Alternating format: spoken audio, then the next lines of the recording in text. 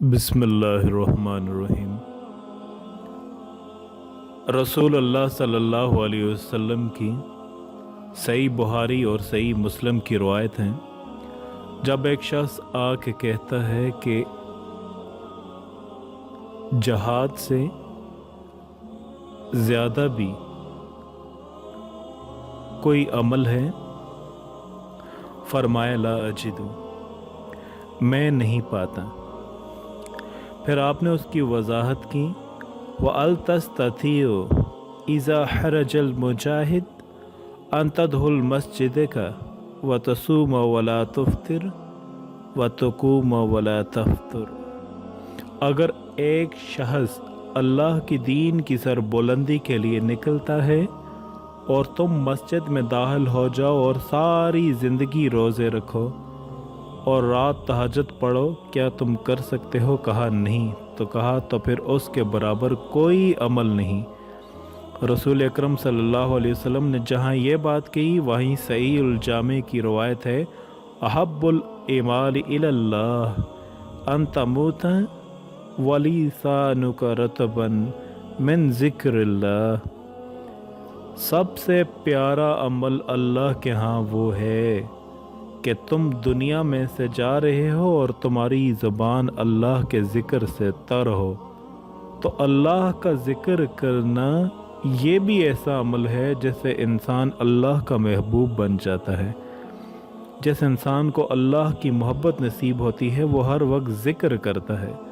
रसूल अल्लाह सल्लल्लाहु अलैहि वसल्लम ने इसीलिए फरमाया था, मसलुल बैत युज़्करुल्लाहु फ़ी वल बैत अल्लज़ी ला यज़्कुरुल्लाहु फ़ी कमसलिल हय्य व मय्यित, कि जिस घर में अल्लाह का ज़िक्र होता है और जिस घर में अल्लाह का ज़िक्र नहीं होता, इन दोनों घरों की मिसाल ऐसे है कि एक ज़िंदा घर है और एक मुर्दा घर है।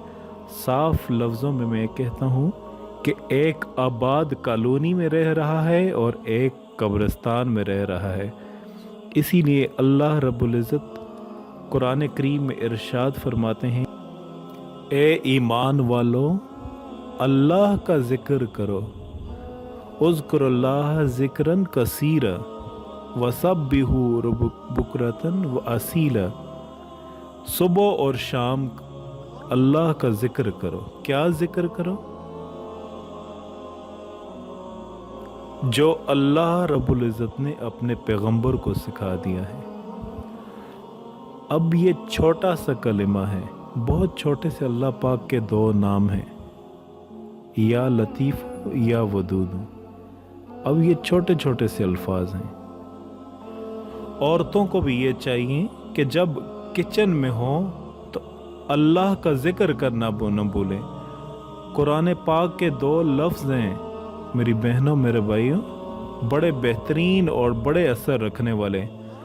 अल्लाह ताला के सिफाती नाम हैं, या लतीफ़ू या वदूदू, या लतीफ़ू या वदूदू।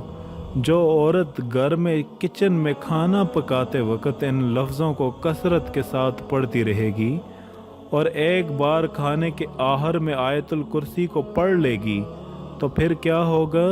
तो मेरे भाइयों मेरी बहनों, जिन घरों में औरतें किचन के अंदर इन दो लफ्ज़ों को और एक मरतबा आयतुल कुर्सी को पढ़ लेंगी, उस घर में हर तरह के लड़ाई झगड़े ख़त्म हो जाएंगे, मियाँ बीवी की आपस में नफ़रतें ख़त्म हो जाएंगी, बच्चों की ज़िद्दें नाफरमानियाँ ख़त्म हो जाएंगी, नंदों सास बहू की हर किस्म की उलझनें ख़त्म हो जाएंगी। जिस घर में किचन के अंदर मेरे भाइयों मेरी बहनों कसरत के साथ खाना पकाते वक्त ये लफ्ज़ पढ़े जाएंगे, उन घरों के अंदर जान सुकून और मोहब्बतें आ जाएंगी इंशाअल्लाह। यह बड़ा बेहतरीन ज़िक्र है।